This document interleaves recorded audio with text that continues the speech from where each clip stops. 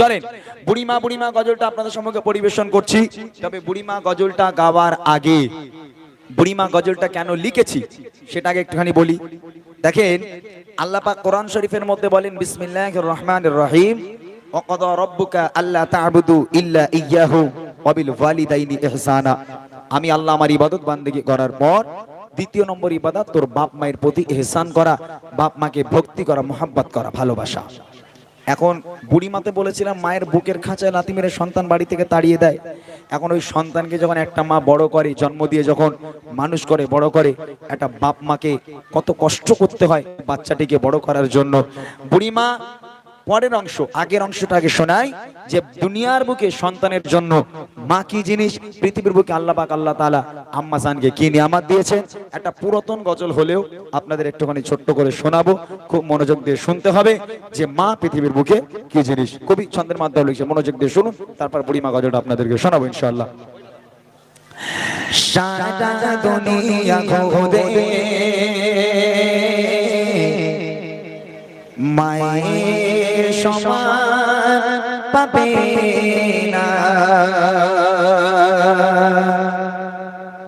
সারা দুনিয়া ঘুরে মায়ের সমান পাবে না, সারা দুনিয়া ঘুরে মায়ের সমান পাবে না।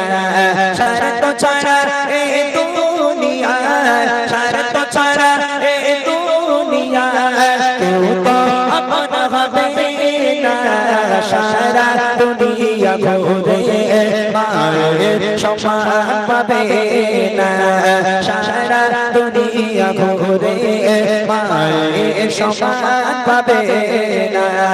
সারা তো ছাড়া এ দুনিয়া, সারা তো ছাড়া এ দুনিয়া কেউ তো আপন হবে না, সারা দুনিয়া ঘুরে মায়ের সমান পাবে না, সারা দুনিয়া ঘুরে মায়ের সমান পাবে না। এখানে অনেকগুলো মায়েরা আপনারা আছেন। একটা মা যখন একটা বাচ্চাকে জন্ম দেয়, ওই বাচ্চা মায়ের কোলে পায়খানা করলো, পেশাব করলো, মা খেতে যাচ্ছে কোলের উপর পায়খানা করে দিল, মা ঘুমাচ্ছে, সন্তান পায়খানা করে হাউমাউ করে কেঁদে উঠলো। একটা দিনের জন্য কোনোদিন কোনো মা বিরক্ত হয়ে কোন সন্তানকে বলতে পারে যে হতভাগা সন্তান দূর হয়ে যা, আজ থেকে তুই অন্য ঘরে ঘুমা, আমি মা অন্য ঘরে ঘুমাই, কেননা তুই আমাকে খেতে দিস না, আমাকে ঘুমাতে দিস না, আমি খেতে যাই আমার কোলে পায়খানা করিস, আমি ঘুমাতে যাই তুই পায়খানা করে জ্বালাতন করিস, আমি তোকে নিয়ে ঘুমাবো না, দূর হয়ে যা, আজ থেকে অন্য ঘরে ঘুমা, আমি মা অন্য ঘরে ঘুমাই। কোন মা বলতে পারে? ওই সন্তান পায়খানা করলো, মা সুন্দর করে পোছাপুছি করিয়ে দিয়ে একটা আরামের বিছানা করে সন্তানকে ঘুম পাড়িয়ে সারাটা রাত বসে বসে মা পাহারা দেয়। আর ওই বাপ মা যখন বুড়ো বুড়ি হয়ে যায়, হাঁটতে পারে না, চলতে পারে না, যদি ঘরে কিংবা বারান্দায় একটু পায়খানা করে ফেলে, একটু পেশাব করে ফেলে, তখন ছেলে বোর ঘাড়ে বাজ পড়ে। আপনারা রাগ করবেন না, যেন কত বৌমা আছে স্বামী কাজে থেকে বাড়ি না আসতে আসতে বলবে এই দেখো এই তোমার বাপ মা ঘরে বসে বসে হাঁকবের আমি পরিষ্কার করব, হ্যাঁ আমার বাপের বাড়ি আমি একটা কুটনের দুটো করিনি, তোমার বাপ মায়ের পায়খানা পরিষ্কার করব? ও হবে না, ও বুড়ো বুড়ি ঘর নোংরা করে, শিগগির বের করো আগে।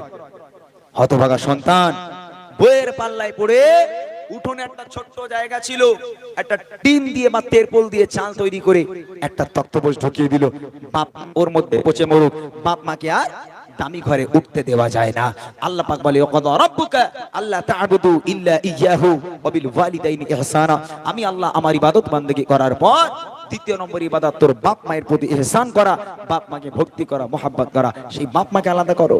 কবি লিখছে দেখেন, বিনা স্বার্থে ভালোবাসা থাকে সর্বদা যার মনে, সুখে দুঃখে মুসিবতে আগলে রাখে মা প্রতিদিনে। বিনা স্বার্থে ভালোবাসা থাকে সর্বদা যার মনে, সুখে দুঃখে মুসিবতে আগলে রাখে মা প্রতিদিনে।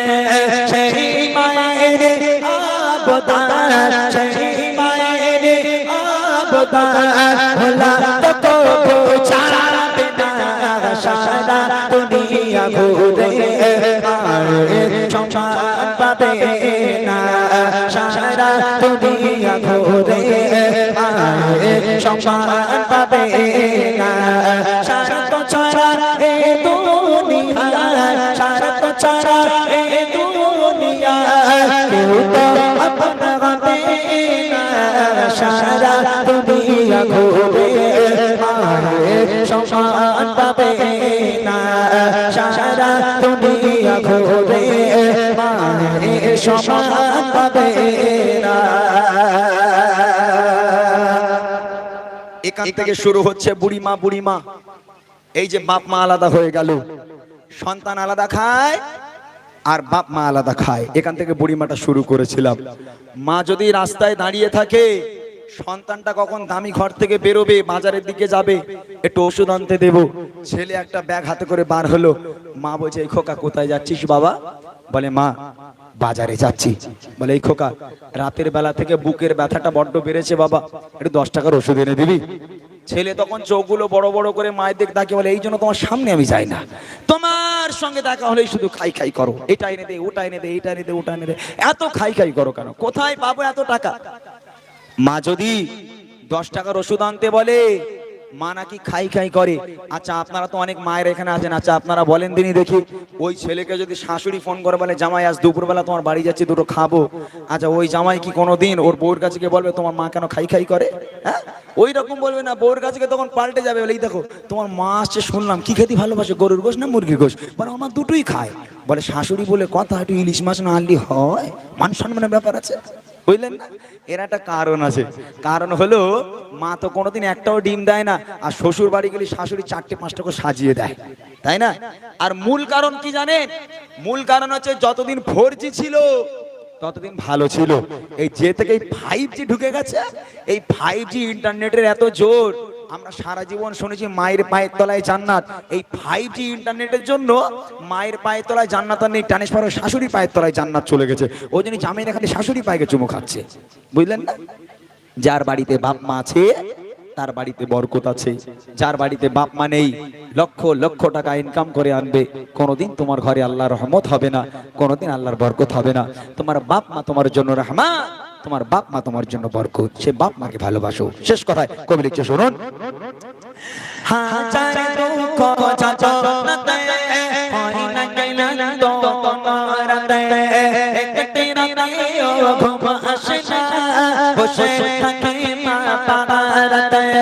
হাজার দুঃখ যন্ত্রণাতে হয় না গেলেন তো তোমারাতে, একটি রাতেও ঘুম আসে না, বসে থাকে মা পাড়াতে।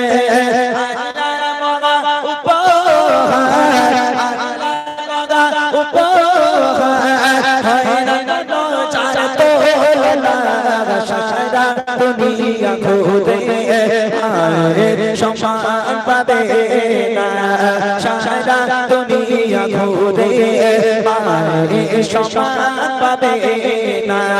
স্বার্থ ছাড়া এই দুনিয়া, স্বার্থ ছাড়া এই দুনিয়া কেউ তো আপন হবে না, সারা দুনিয়া ঘুরে মায়ের সমান পাবে না, সারা দুনিয়া ঘুরে মায়ের সমান পাবে না, সারা দুনিয়া ঘুরে